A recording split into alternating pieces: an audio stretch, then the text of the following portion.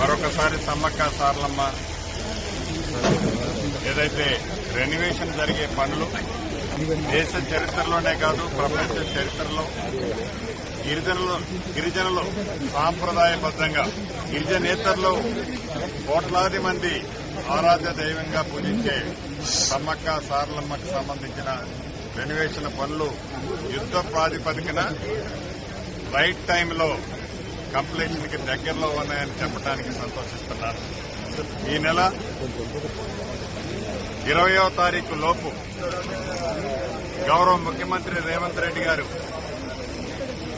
ఒక రోజు ముందే ఇక్కడికి వచ్చి నైట్ హాల్ట్ ఇక్కడ చేసి తెల్లవారి ఉదయం ఈ పునరుద్ధరణ పనులు ఏవైతే జరిగాయో వాటిని ప్రారంభించుకునే కార్యక్రమాన్ని కూడా చేపట్టబోతున్నామని చెప్పటానికి సమ్మక్క సారలమ్మ భక్తులందరికీ శుభవార్తగా తెలియజేస్తున్నాను.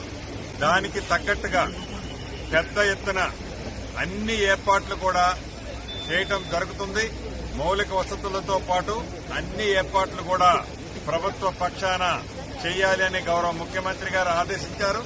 స్థానిక శాసనసభ్యురాలు సోదరిమణి సీతక్క గారు నిత్యము ఇక్కడే ఉండి పర్యవేక్షిస్తూ పనుల్ని వడివడిగా రైట్ టైంలో కంప్లీట్ చేయడానికి కృషి చేస్తున్నారు.